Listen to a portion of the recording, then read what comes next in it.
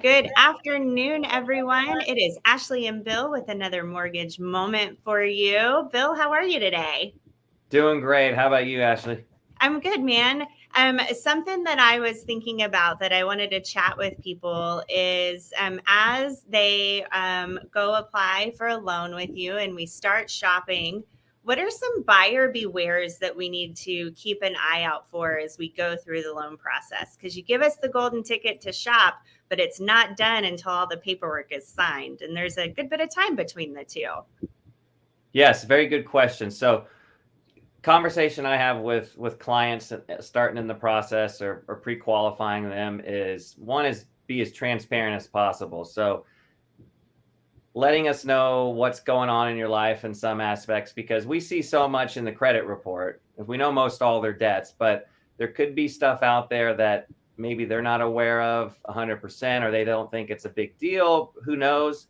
But it's come back before in the past where it's kind of bit some people in the rear end because certain stuff wasn't disclosed all the way. And it's not their fault. It's just they're not thinking maybe it's as important. So a few big main items that we like to put forth in front of people, I think is the big thing is adding debt. Adding debt. So what does that mean? Does that mean buying a TV, $800 TV? No, that's not a real big thing. We're talking adding like a car. We're talking a $70,000, $80,000 purchase. You've got a monthly payment set up with a maybe $800,000 a month.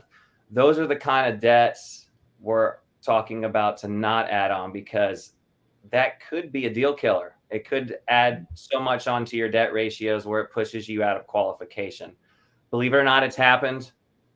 Had people buy cars, not seeing it. We try to post it as much on my email signature as much as possible to try to avoid it at all costs, or at least speak to us first about what you had in mind when that comes around. So car loans, personal loans, things like that, where it's got a significant monthly payment, we try to stay away from through the loan process.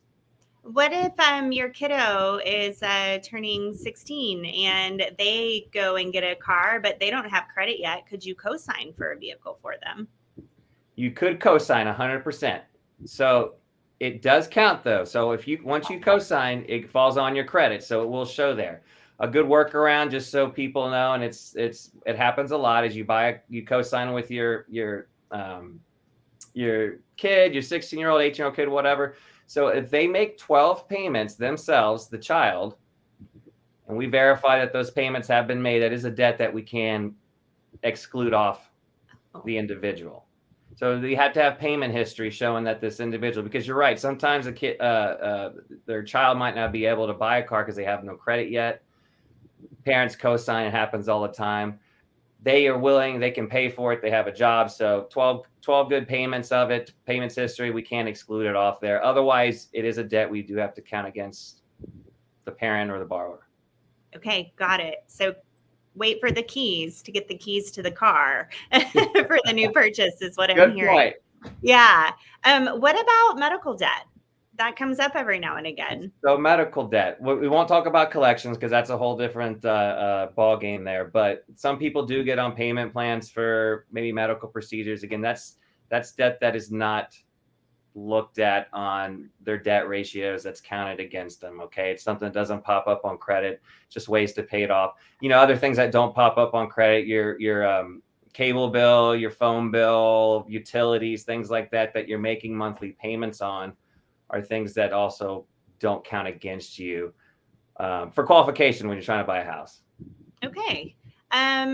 What else? What about we're recording this in October, and extensions were just recently due for personal income taxes. Yes. What about tax debt? Yeah. So if you've had extensions filed, or if coming up to this new year when you are going to file your taxes is. And it gets left out a lot is, hey, we filed our taxes. We owe, $20,000 in taxes. We cannot pay it up front. So what do? Our advice is get on an installment plan immediately, meaning pretty much you set up payments. You can pay it off in 5 years with the IRS, set up a monthly payment because it's something, again, does not pop up on your credit report. But if you've got outstanding debt from taxes that you do owe, it has to be counted against you. And believe it or not, it will come up. So it's something you really can't try to hide or push to the side, because we do see tax returns. So we know that sometimes the money's owed. We do show proof of payment sometimes on it. So back to it is, if you do have debt and you have taxes that owe, just get into that installment plan as quick as possible. We do count it against you, but it's better to know that up front, 100%. Absolutely. Is there anything else we should be keeping an eye out for? No, I think the only other thing, and just in our time, in where we're at nowadays with the market and how it's been, is insurance. I think it's one of those things where it's left off sometimes, that, hey, we wait till the end. Sometimes it was never hard to find an insurance policy. There's people to pick out from anywhere. You could shop around to a ton of people, find the cheapest rate. Well, nowadays, insurance policies have been tougher to find. Some carriers aren't writing in Texas a lot. I can't speak for other states, but it's something that you should have done up front. Even if you haven't even found a house or you're interested in a house, is start looking with a carrier referral. Ask your agent, ask your lender for referral partners of who can I use, get some quotes up front, because policies are getting more expensive.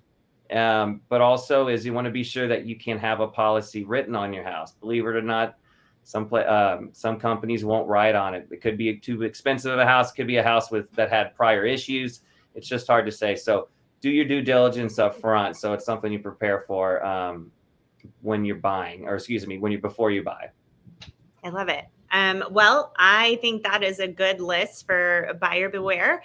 If you want more info about real estate, give me a yell. If you want more info about mortgages and all the money pieces with that real estate transaction, Bill is absolutely your guy. So that's our mortgage moment for this week, and we'll see you next week. Thanks so much, Bill. Yes, have a great day.